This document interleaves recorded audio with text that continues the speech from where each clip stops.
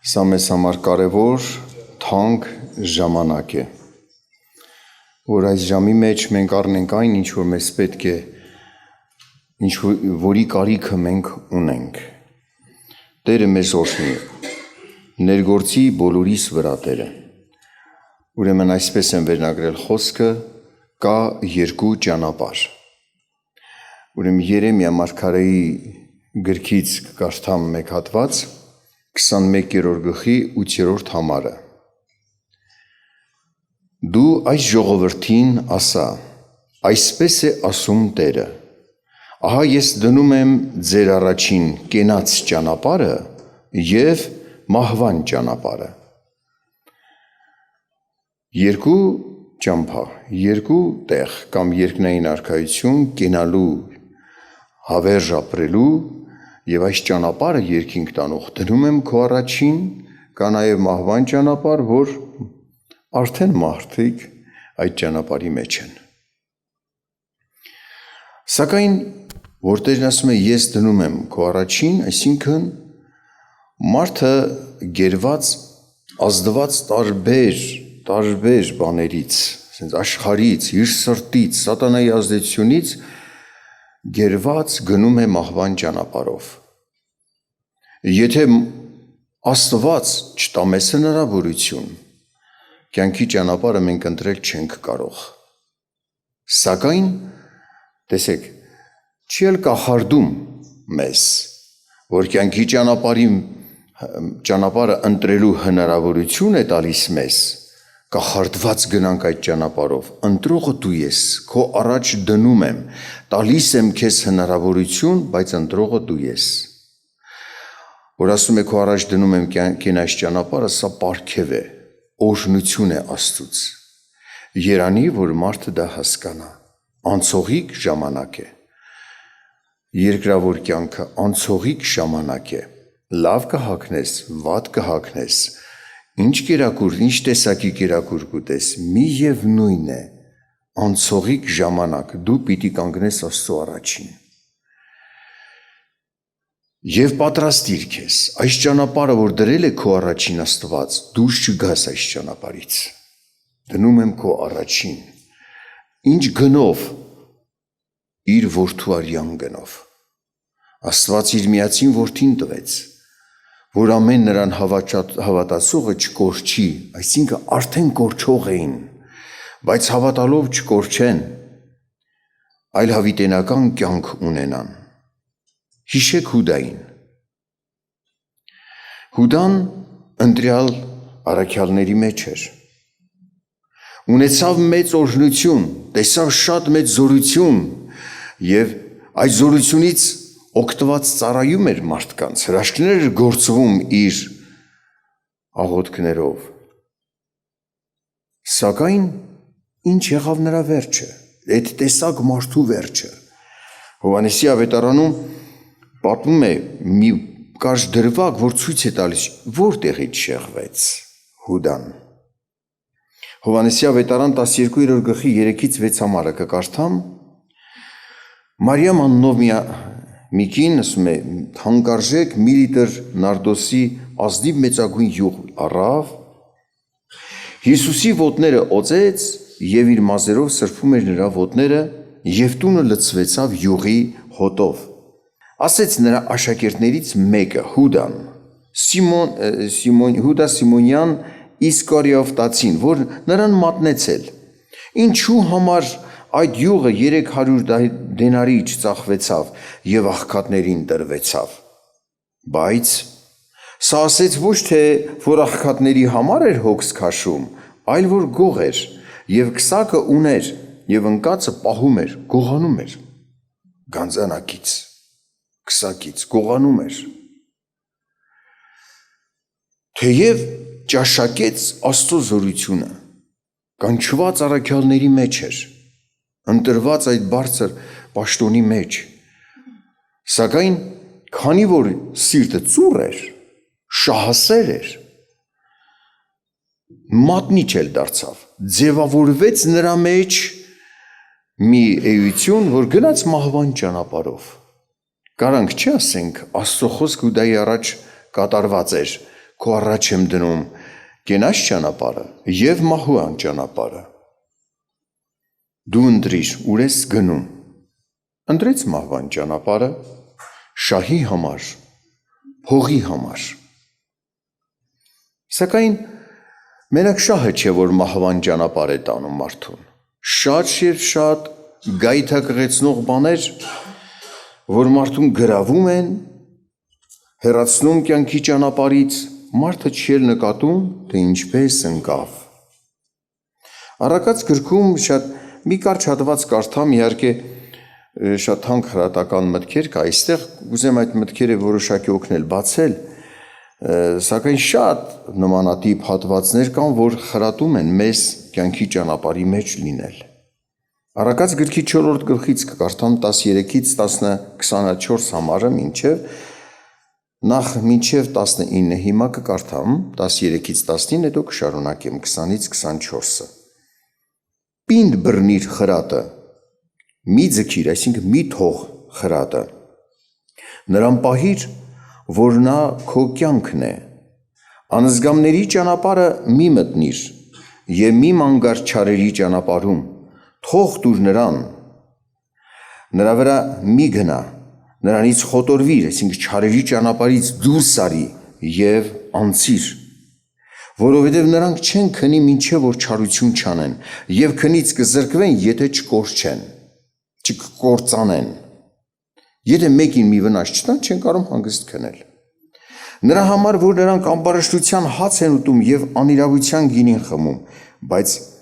արդարների ճանապարհը ծագող լույսի պես է, որ գնալով լուսավորվում է, մինչև որ կատարյալ օր դառնա։ Ամբարիշտների ճանապարհը խավարի նման է, նրանք չգիտեն, թե ինչով են գայթակղվում։ Այս վերջի երկու համարը 18 եւ 19 համարը իրար զուգահեռ դնելով նայենք,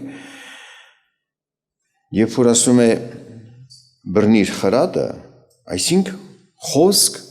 միտք, իմաստություն, որ մտքիդ լուսավորում, միտքդ լուսավորում է, դա աստվածաշնչյան խոսքն է։ Խրատ, որ ավետարանից է, Աստծո միտք,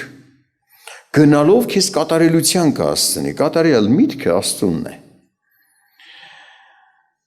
Եվ եթե դու այս ճանապարհի մեջ լինես, կհասնես կատարելության, ել ավելի կլուսավորվի միտքդ, բայց եթե ամբարիշտների ճանապարհով գնաս, ինչպես նրանք են գնում, խավարում են, խավարի մեջ են, գնալով ավելի են մթագնում, նույնիսկ որ գայթակղվում են, չեն էլ հասկանում ինչից գայթակղվեցին։ Այնքան են խավարում, որ երբ որ շեղվում են, չեն էլ հասկանում ինչու ես որին հասա, ինչու ես վիճակի մեջ ընկա։ Պինդ բռնիր խրատը։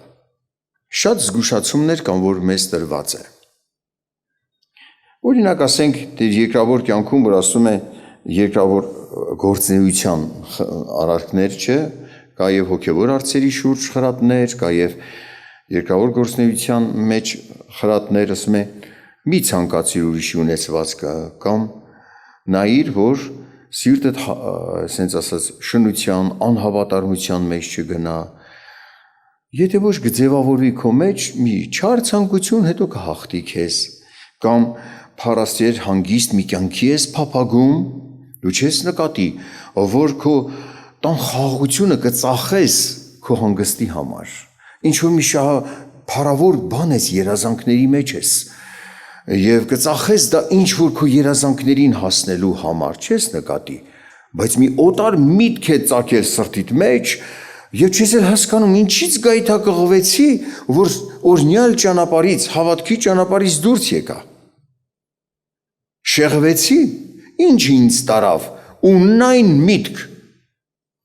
Պատկերացրու քո քաշով մեկ ոսկի տան քեզ, երբ որ եկավ պահը, որ պիտի վերցնի քեզ Աստված, քո հոգին մենակ, ուր էր գնում, ոչ մի բան չես տալու, ոչ շոր, ոչ մի բան, ինչ մնաց մի հատ էլ ապրանք, ու հասկանալու ես ինչից գայթակղվեցի, կյանքս կորցրեցի, սուր գնացի։ Աստված դնում է մեր առաջ ընտրության հնարավորություն։ Տեսեք, նաև կան, ասենք, արդարի համար լույսը գնալով լուսավորվում է, հոգևոր խրատներ կան նաև, որ մարդը սուտ հասկացողությունների մեջ չընկնի։ Օրինակ հրաման, ոչ թե, այո, եւ խրատը եւ ավելին, քան հրաման է, որ եթե մեկը մի հայտնություն, մի մարգարեություն, մի տեսիլք առնում է, թող դնի քնության, նոր դա ընդունի։ Բայց ինչ է նշանակում, որ մարդ ասում է, եղբայր, Տերը ինձ հայտնեց ու մի հատ բան է խոսում, ներկայացնում, նրան կարաս ընդհանրապես չլսես։ Տերը ինձ հայտնեց, արդեն ինքը շրջանցել է այն խրատը, առավել այն հրամանը, որ եկեղեցուն տրված է Աստծուց։ Առանց քնության մի դիր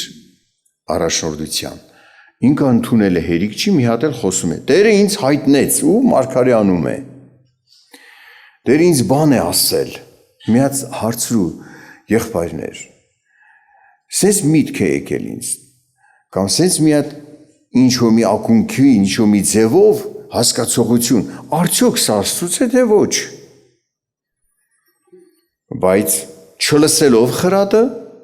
հեշտությամբ գայթակղում շեղվում է ճանապարհից ու մի խոսք է խոսում, որն այնպես հակաավետարանական։ Այն պարզ կրթությունը, որ տրված է, դրան հակառակ թեմա է խոսում, այնպիսի բան է խոսում, որով է լսի հասկանա, սա նորմալ մարդ է կճանաչեր, սա Աստուց չի։ Այս միտքը, բայց ինքը գայթակղված, տարված այդ մտքով առաջնորդվում է։ Ինչու՞։ Հրաման մերժեց։ Իրեն ապահովության մեջ պահող հրաման մերժեց։ Եվ ինքը կարծում է, որ ինքը շատ ճիշտ է առաջնորդվում, բայց գնում է դեպի խավար, բայց ինչը գայթակղեցրեց, խավարի մեջ լինողը չի հասկանում, ամբարիշտը չի հասկանում, թե ինչից է գայթակղվել, հպարտությունից, նենքը չի տեսնում, որ հպարտ է։ Մարդը չի տեսնում, որ ինքը հպարտ է, գայթակղվել է իր հպարտությունից, բայց քանի որ միտքը խավար է, չի տեսնում, որ ինքը արդեն ընկել է։ Զգուշացում է սա, որ պինդ բռնիր խրատը, եթե չար ճանապարհի մեջ լինես, թե չար ճանապարհ կա, սուտ մոլորեցնող թեմաներ, սուտ մարգարեներին հետևող թեմաներ, գուշակության տանող թեմաներ, շնության, անիրավության, ագահության մեջ եղող մտքեր, բոլորն էլ չար են։ Եթե գնում ես ամբարշտի ճանապարհով, անզգամի ճանապարհով կկործանվես, դա մահվան ճանապարհ է։ Ինչ է անզգամություն։ Մի հատ պարզ օրինակ, որ պատկերացրեք, ձեռքը աշխատում է, շարժվում է, բայց զգայարանները մեռած լինի։ Եվ մի սառը մետաղ բռնի կամ շատ տաք կարմրած մի երկաթ բռնի, չի զգում, որ ինքը բռնել է իր ձեռքը վնասող մի առարկա։ Զգայարանը չի աշխատում։ Եթե այրող է, պիտի վառի մատնել, եթե շատ սառն է, պիտի կպչի և այրվածք սառելու այրվածք ստանա, բացելու է տեսնի մնացել է ոսկորները։ Անզգամը չի զգում, որ իրեն վնաս է անում ինքը։ Կա նաև այդպիսի կուրություն հոգևոր վիճակ, որ անզգամության է տանում, մարդը անում է մի բան, որ չի զգում իրեն վնաս է։ Նույնիսկ եթե չզգա, բայց լսել է հրաման Աստծո, ապահովությամբ խրատական հրամաններ, պիտի դա պահեր, դա արդեն ապահովություն էր, մինչև որ ունենար հոգևոր այն կրթությունը, որ զգար, տեսներ, սա սուտ է, սա սխալ է, մոլորեցնող թեմաներ են, ես պետք է գնամ կյանքի ճանապարհով, ավետարանի խոսքով, մինչև որ ձևավորվի մարդու մեջ այդ հասունությունը, մինչև որ կատարյալ իմաստություն ունենա։ 20 համարից 24-ը կարդամ, որդյակս, ուշադիր եղիր իմ խոսքերին և ականջը տուր իմ ասածներին, թող նրանք չգնան քո աչքերի առաջից, պահիր նրանց քո սրտի մեջ, որ նրանք կյանք են նրանց գտնողներին և նրանց բոլոր մարմնին բժշկություն, նաև առողջություն են։ Ամեն զգուշությունից առավել զգուշացիր քո սրտից, որ նրանից է կյանքի ելքը, հեռացրու քո քեզանից բերանի ծռությունը և նենգավոր շրթունքները թող հեռու լինեն քեզանից։ Ուշադրություն եք դարձնում, ինչ է ասում։ Քո սրտում Աստծո խոսքը դիր, Աստծո մտքերը, խորհուրդներն Աստծո դիր։ Եվ այն մարդկային ընթացքը, մարդկային ասում է, քո սրտից, այսինքն այդ մարդկային էությունից զգուշ եղիր։ Ամենայն զգուշությունից գաշտիր քո սրտից, այսինքն որ քո խորհուրդներից, քո մտքերից, որ կարող են քեզ գայթակղեցնել, նույնիսկ դու չնկատես, որ սխալ առաջնորդության մեջ ես եւ ընկնես մոլորության մեջ։ Սակայն երբ որ մարդը ընկնում է ինչ որ սխալ ճանապարհի մեջ, դե բնական է, Աստված պիտի օգնի, ուղղի։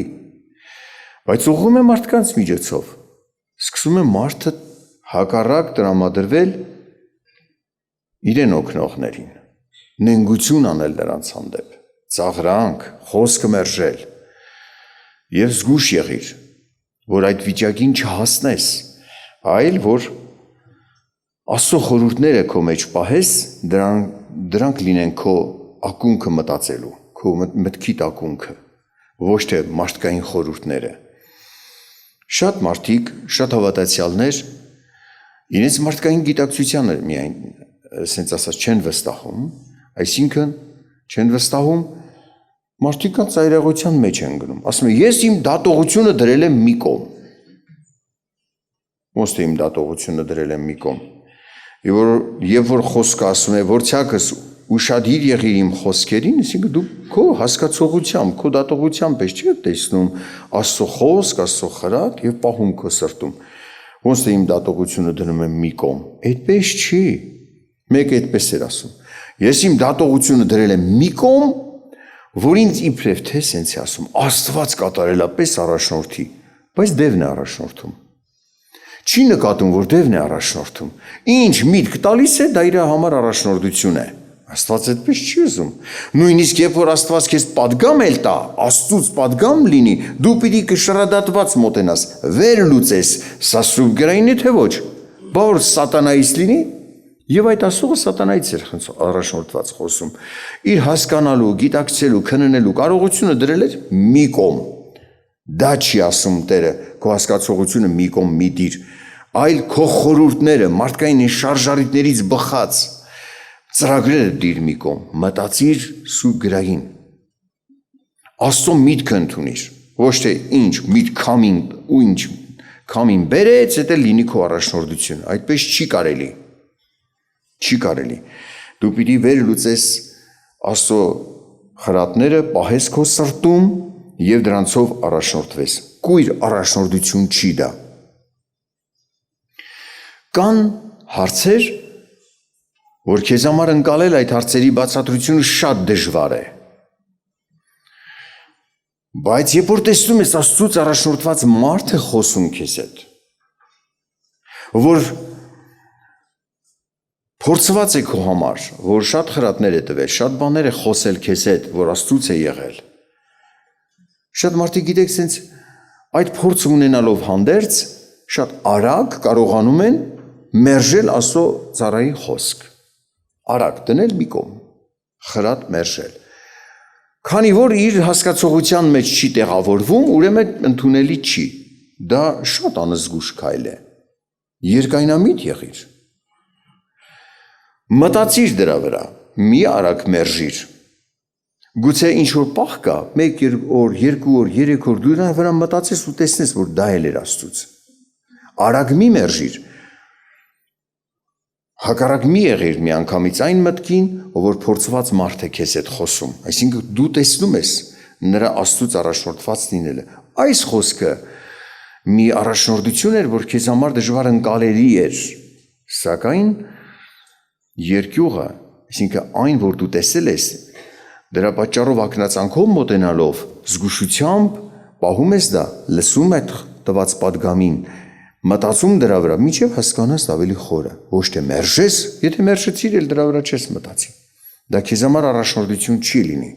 Հակառակությամբ ոգով մարդը կգնա ու կկործանվի, խրատ մերժող կդառնա։ Մարդը, ինչպես ասեցի, երբեմն չի վստահում իր քննելու կարողությանը խորությամբ խնդրում է Աստծուց օգնություն։ Ինչպես Սաղմոս 139-ում այսպիսի մի աղոթք է անում Սաղմոսի եղինակը Դավիթը 23-24 համարները 139 Սաղմոս 23-24 համարները Փորձիր ինձ ով Աստված եւ ճանաչիր իմ սիրտը քննիր ինձ եւ ճանաչիր իմ մտածմունքները եւ տես թե որ չար ճանապարհում լինեմ ինձ առաջնորդիր դեպի հավիտենական ճանապարհը ինչ է խնդրում ծածուկ սխալմունքներ կարող են լինել կամ ինչ-որ մի բան եմ ես մտածել որ շատ ճիշտ է խորհրդակցեմ մարդկանց հետ վերջը Աստված քեզ առաջնորդելու է հավատարիմների միջոցով լինում են դեպքեր որ Աստված ոնց որ մարդու միտքը բացի տեսնի ես ինչ էի մտածում սխալ էր բայց ավելի շատ այդ սխալ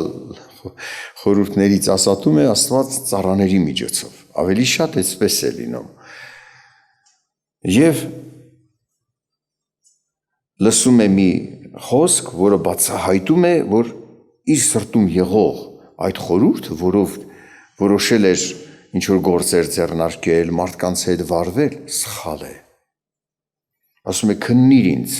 փորձիր ինձ աղոթում է եւ ինչ որ ժամանակ հետո հանդիպում մարդկանց այդ քննությունը անող մարդու կարողություն ունեցող մարդու հանդիպում բացահայտվում է որ սխալ է ու սկսում է մարդը հակառակել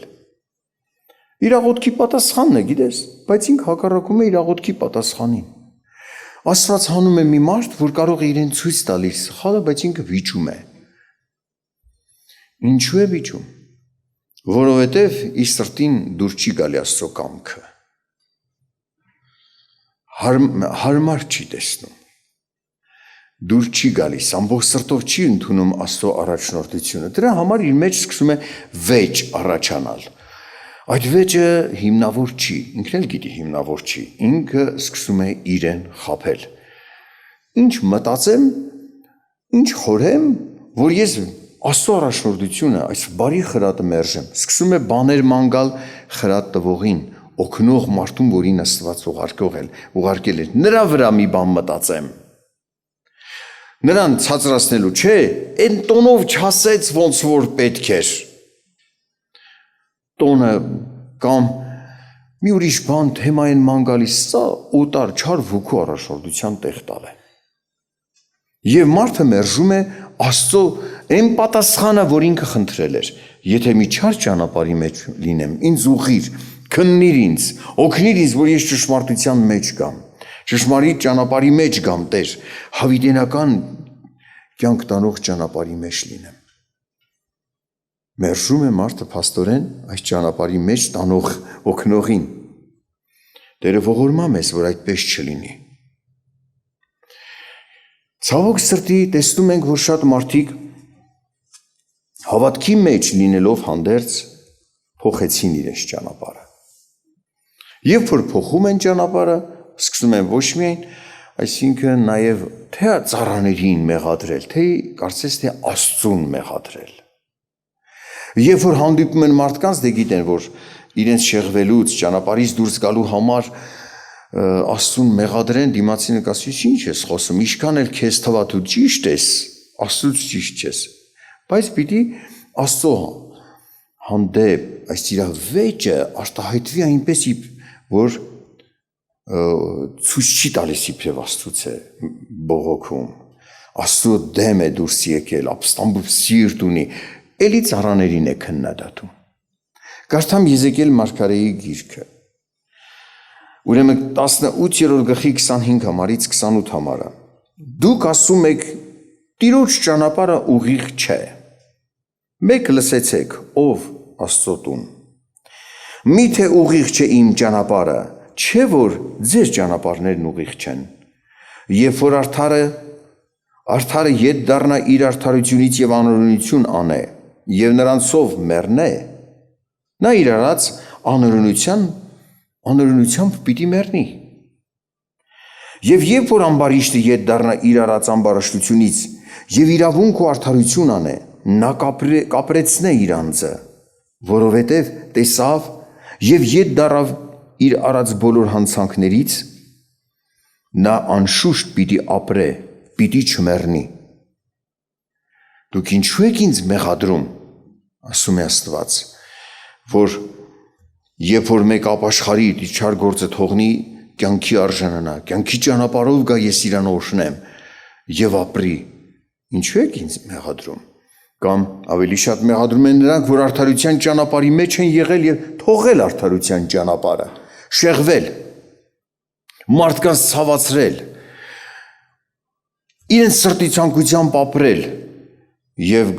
չգիտեն էլ ինչից գայթակղված անօրության ճանապարհի մեջ գնացել ու անհաջողության մեջ են սկսում են իբրև թե մեղադրել Աստծուն, բայց ո՞նց են մեղադրում։ Դուք ասում եք Տիրոջ ճանապարհը ուղիղ չէ։ Շատ եք դարձնում։ Չէ, կարծես թե չեն մեղադրում Աստծուն, Աստված ուղիղ չէ։ Տիրոջ ճանապարհը, այսինքն կարգոկանոնները, մեղքը բացահայտող գիտությունը տվողների խոսքերն են մերժում։ Տիրոջ ճանապարհն ցույց տվողների դեմ են վեճ անում, այսինքն Աստծո դեմ են վեճ անում ու չեն էլ նկատում։ Եվ դուրս են եկել արդարության ճանապարհից։ Աստված ազատում է մարդուն իրեն գերող բոլոր ազդեցություններից, սրտի սենց գերող կախարդող ազդեցությունից։ Հիմա որ լսում եք, մտածում եք, չէ, ուշադրություն դարձրեք։ Մտածում եք, տեսնում եք, որտեղ եք սխալվել, որտեղ եք ուղիղ եղել։ Դուք հիմա սա ազդեցությամբ ազատված եք ձեզ գերող սրտի ցանկությունից։ Կարող եք ընտրել արդարության ճանապարհը, կարող եք ընտրել մահվան ճանապարհը։ Հիմա դուք դա կարող եք անել, որտեղ Աստծո ներգործություն կա ձեզ վրա։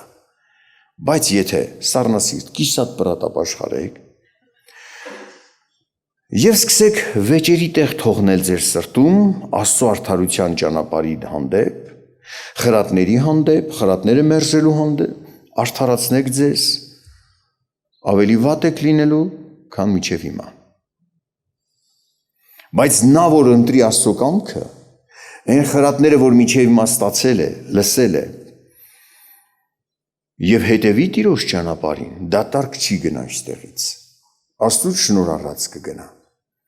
Ասում է, ես էլ կօրհնեմ այդ մարդուն, որ իրավունքի եւ արդարության մեջ է գնում։ Նա պիտի ապրի, նա պիտի հաջողություն ունենա։ Ինչու եք Աստծո ճանապարհները սխալ համարում։ Եթե մեկը ընտրեց իրավունքի ճանապարհ, արդարության ճանապարհը, թողեց իր անցանկը, հիմա որոշեց արդարությանը հետևել, Տիրոջ կամքը կատարելու, սենց ասած, կարողություն խնդրել, նա պիտի օրհնվի, կյանքի ճանապարհի մեջ հաստատվի։ Թող օրհնի մեզ Աստված, զորացնի մեզ բոլորիս։ Եկեք մեր աղոթքում մեր ընտրությունը արտահայտենք եւ խնդրենք, որ Աստված մեզ առաջնորդի։ Ոչ մեկի մի նայեք։ Շատ անգամ քեզ ամենահարազատ մարդը կարող է գայթակղեցնի, ամբարշտի ճանապարհ տանի, հավատքից հանի։ Մի նայիր, նա հոգուտ թշնամություն է անում։ Ոչ թե ատիր նրան, առաջնորդությունը մերժիր, հետևիր Աստծուն, արդարության ճանապարհի մեջ մնաս, քո ընտրությունը մի փոխի։ Աստված որդու արյան գնով քեզ օրհնել է, կյանքի ճանապարհի մեջ դրել, ներման արժանացրել, որ հնարություն ունենաս դու ապաշխարես, պահես այդ օրհնությունը։ Մի կորցնու այս հնարավորությունը, աղոթենք։